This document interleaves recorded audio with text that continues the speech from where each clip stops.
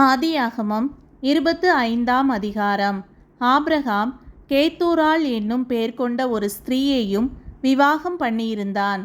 அவள் அவனுக்கு சிம்ரானையும் யக்சானையும் மேதானையும் மீதியானையும் இஸ்பாக்கையும் சூவாகையும் பெற்றாள்.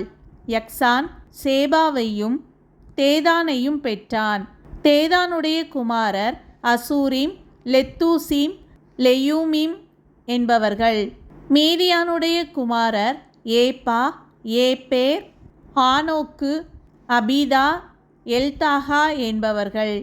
இவர்கள் எல்லாரும் கேத்தூராளின் பிள்ளைகள். ஆபிரகாம் தனக்கு உண்டான யாவையும் ஈசாக்குக்கு கொடுத்தான். ஆபிரகாமுக்கு இருந்த மறுமனையாட்டிகளின் பிள்ளைகளுக்கோ ஆபிரகாம் நன்கொடைகளை கொடுத்து தான் உயிரோடு இருக்கும் போதே அவர்களை தன் குமாரனாகிய ஈசாக்கை விட்டு கிழக்கே போக கீழ் தேசத்துக்கு அனுப்பிவிட்டான். ஆபிரகாம் உயிரோடு இருந்த ஆயுசு நாட்கள் 175 வருஷம். பிற்பாடு ஆபிரகாம் நல்ல நரைவயதிலும் முதிர்ந்த பூரண ஆயுசிலும் பிராணன் போய் மரித்து தன் ஜனத்தாரோடே சேர்க்கப்பட்டான். அவன் குமாரராகிய ஈசாக்கும் இஸ்மவேலும் மம்ரேக்கு எதிரே ஏத்தியனான சோகாரின் குமாரனாகிய எப்ரோனின் நிலத்திலுள்ள மக்பேலா எண்ணப்பட்ட குகையிலே அவனை அடக்கம் பண்ணினார்கள். அந்த நிலத்தை ஏத்தின் புத்திரர் கையிலே ஆபிரகாம் வாங்கியிருந்தான். அங்கே ஆபிரகாமும் அவன் மனைவியாகிய சாராளும் அடக்கம் பண்ணப்பட்டார்கள். ஆபிரகாம் மரித்த பின் தேவன் அவன் குமாரனாகிய ஈசாக்கை ஆசீர்வதித்தார். லகாய் ரோயி என்னும் துறவுக்கு சமீபமாய் ஈசாக்கு குடியிருந்தான்.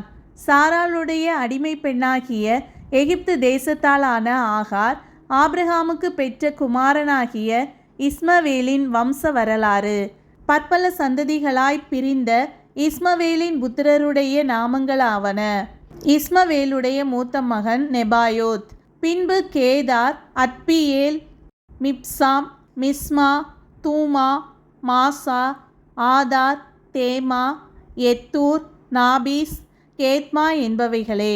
தங்கள் கிராமங்களிலும் அரண்களிலும் குடியிருந்த தங்கள் ஜனத்தாருக்கு 12 பிரபுக்களாகிய இஸ்மவேலின் குமாரர்கள் இவர்களே. இவர்களுடைய நாமங்களும் இவைகளே. இஸ்மவேலின் வயது 137. பின்பு அவன் பிராணன் போய் மரித்து தன் ஜனத்தாரோடே சேர்க்கப்பட்டான். அவர்கள் ஆவிலா துவக்கி எகிப்துக்கு எதிராக அசீரியாவுக்கு போகிற வழியில் இருக்கும் சூர் மட்டும் வாசம் பண்ணினார்கள். இது அவன் சகோதரர் எல்லாருக்கும் முன்பாக அவன் குடியேறின பூமி. ஆபிரகாமின் குமாரனாகிய ஈசாக்குடைய வம்ச வரலாறு. ஆபிரகாம் ஈசாக்கை பெற்றான். ஈசாக்கு ரெபேக்காளை விவாகம் பண்ணுகிற போது 40 வயதாயிருந்தான். இவள் பதான் அராம் என்னும் சீரியா தேசத்தானாகிய பெத்துவேலுக்கு குமாரத்தியும் சீரியா தேசத்தானாகிய லாபானுக்கு சகோதரியும் ஆனவள்.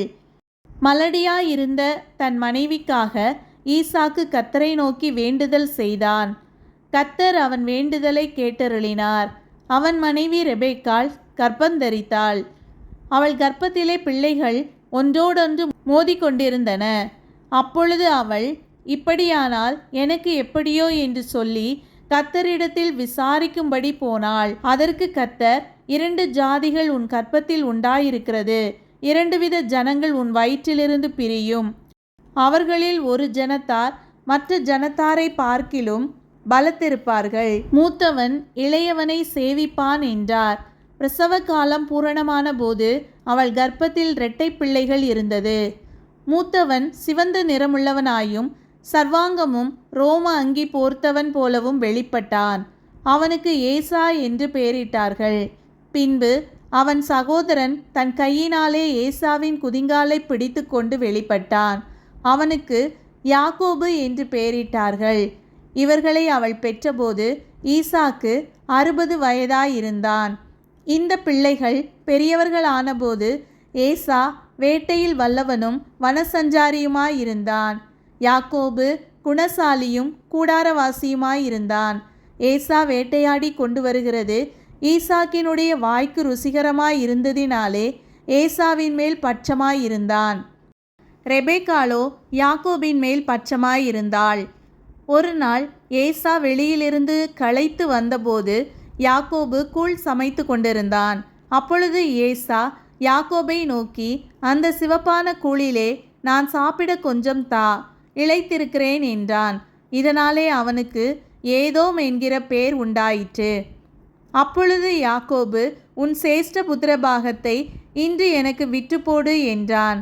அதற்கு ஏசா, இதோ நான் சாக போகிறேனே, இந்த சேஷ்ட புத்திரபாகம் எனக்கு என்னத்திற்கு என்றான். அப்பொழுது யாக்கோபு, இன்று எனக்கு ஆணையிட்டு கொடு என்றான். அவன் யாக்கோபுக்கு ஆணையிட்டு தன் சேஷ்ட புத்திரபாகத்தை அவனுக்கு விற்று போட்டான்.